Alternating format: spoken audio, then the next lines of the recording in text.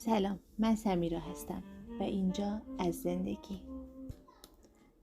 در قسمت قبل بعد از یک توقف 9 ساعته در مومبای هندوستان به سمت پایتخت کشور تایلند بانکوک پرواز کردیم. تایلند یعنی سرزمین مردمان آزاد، کشوری که در دنیا به توریسم جنسی و ماساژ و سواحل زیبا معروف است. قبل از سفر بعضی از آشنایان از من میپرسیدند آیا آدم عاقل همسرش را به تایلند میبرد؟ نظر من این بود که آدم عاقل تا حد امکان همسرش را به تمام جاهای امن و زیبا در دنیا میبرد. آیا در پایان سفر جواب من دستخوش تغییر خواهد شد؟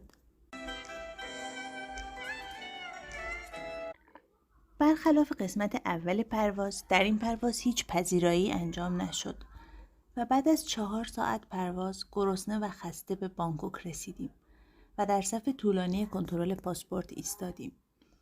از آنجایی که فرم‌های مربوطه را از قبل آنلاین پر کرده بودیم، کارمان سریع راه افتاد و بعد از مهر ورود و چنج کردن پول به سمت در خروجی رفتیم. وارد شدن به بانکوک در یک شب تابستانی را اینطور تصور کنید. یکی از اعضای خانواده بعد از 1 ساعت ماندن در حمام چیزی درخواست می کند و شما در را باز می کنید تا آن چیز مثلا حوله را تحویل بدهید و در آن لحظه حجم عظیمی از بخار آب و هوای گرم به صورتتان می خورد و برای یک لحظه نفس کشیدن برایتان مشکل می شود. احساس واقعی من در آن لحظه مصداق این بیت از فریدون مشیری بود: مانده‌ام خیره به راه، نه مرا پای گریز، نه مرا تاب نگاه. شرمگین می شوم از وحشت بیهوده خیش.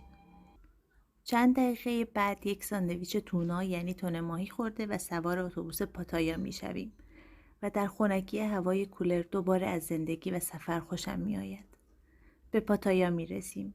توک توک می گیریم و به جایی که قرار است حداقل 4 روز خانه ایمان باشد می رسیم.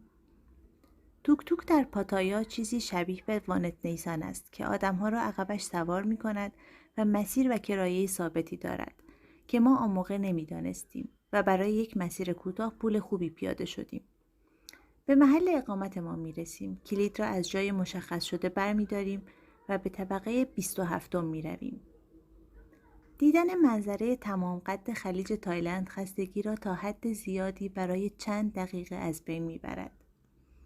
آیا در بالکن نشسته و قهوه به دست از منظره لذت میبریم؟ خیر.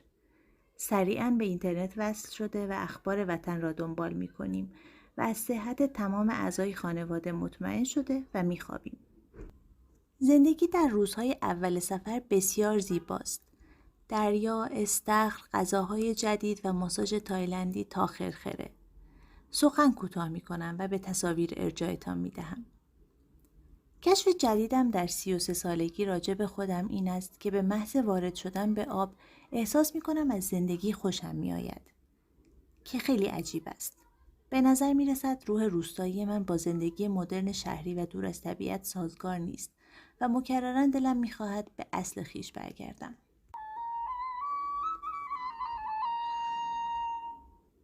هر کسی کورمان اصل خویش از جوید روزگار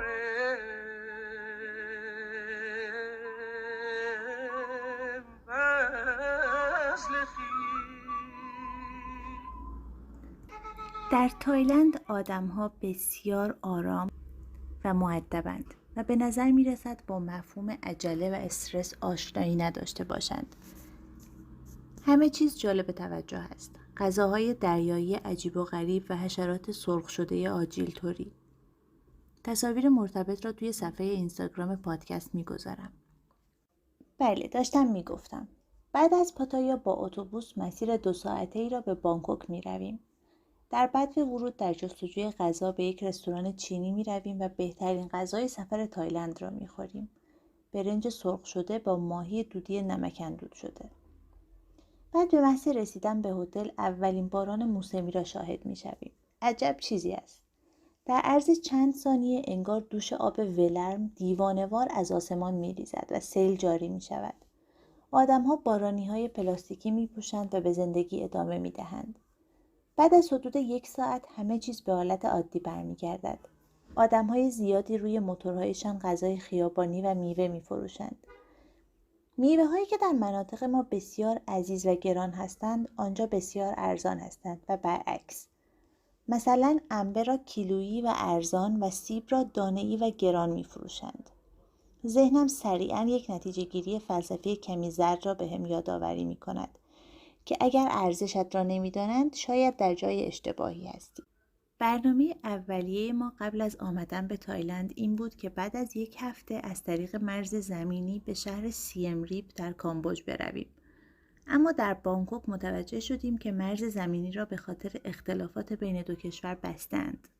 بعد از ساعتها بالا و پایین کردن پروازها و مسیرها و پیدا نکردن بلیط مناسب برای ادامه سفر، تصمیم گرفتیم دوباره به پاتایا برگردیم و اقامت در تایلند را کمی طولانی تر کنیم. به این ترتیب 1 هفته دیگر را به روزها کار کردن و عصرها گشتن گذراندیم. چند روز طول می کشد تا آدم از منظره زیبا و زندگی راحت و هیجان انگیز در سفر خسته شود و دلش بخواهد به خانه کوچکش برگردد و در تخت خواب خودش بخوابد و از پنجره خانه خودش با منظره خانه همسایه روبروی دنیا را تماشا کند. برای من چیزی حدود 10 روز. برای همسر عزیزم حدود 40 روز. البته که دلم نمیخواست برگردم. سفر آسیای شرقی که سالها تصورش کرده بودم را شروع کرده بودیم و قرار نبود به آن راحتی ها و به خاطر تمایلم به راحتی و روتین زندگی خرابش کنم. هم اینکه اگر میکردم والد سرزنشگر درونم پیرم را در میآورد که چقدر از همه چیز زود خسته میشوی و اصلا لیاقت نداری شاید. میدانید که مگر نه؟ امیدم در این جهت است که نمیدانید و صداهای توی ذهن شما همواره با شما مهربان و گوگولی مگولی هستند. بله عزیزانم، ما ماندیم و به سفر ادامه دادیم. جا دارد به خودم افتخار کنم، اما به نظرم خیلی افتخار لوسی است و بیخیالش میشوم.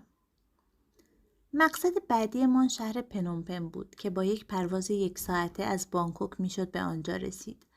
در نتیجه دوباره این بار با گرب که اسنپ آسیای شرقی است از پاتایا به فرودگاه بانکوک رفتیم و به پنومپن پرواز کردیم. حالا که دارم از تایلند خداحافظی می کنم، حس می کنم در حق تایلند کمی کم لطفی کردم و به قدر کافی از جزئیاتش نگفتم. مثلا اینکه دین بیشتر مردم تایلند بودایی است و هر خانه و محل کار و ساختمانی 1 بخش کوچکی برای خدایان دارد.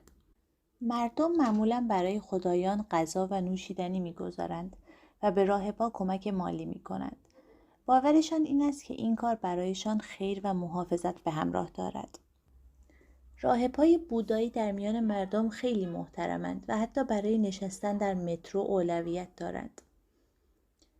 در کل به استثنای توریست‌ها و کارگران جنسی که هم عرضه و هم تقاضای زیادی دارند، مردم عادی پوشش خیلی ساده و متواضعانه‌ای دارند. کشور پر از توریست و سرمایه خارجی است و زندگی تا حد اعلایی برای خارجی‌ها و به خصوص خارجی‌هایی که جیبشان کمی راحت است، خیلی راحت است. تنوع غذایی بالایی وجود دارد و هزینه خورد و خوراک نسبتاً پایین است. نوت پایانی این که تایلند خیلی بیشتر از چیزی است که اغلب با آن در صنعت گردشگری شناخته می شود.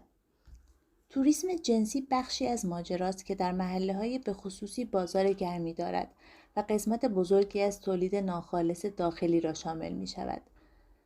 اگر دوباره از من بپرسند آیا آدم عاقل همسرش را به تایلند می برد؟ جوابم همان است. بله، فقط نه برای چیزی که بیشتر آدم‌ها فکر می کنند. به نظرم همینها برای این اپیزود کافی باشند. در قسمت بعد از کامبوج و بعد از آن از ویتنام خواهم گفت. متشکرم که با من هستید. خودتان را ببوسید و مراقب عزیزانتان باشید.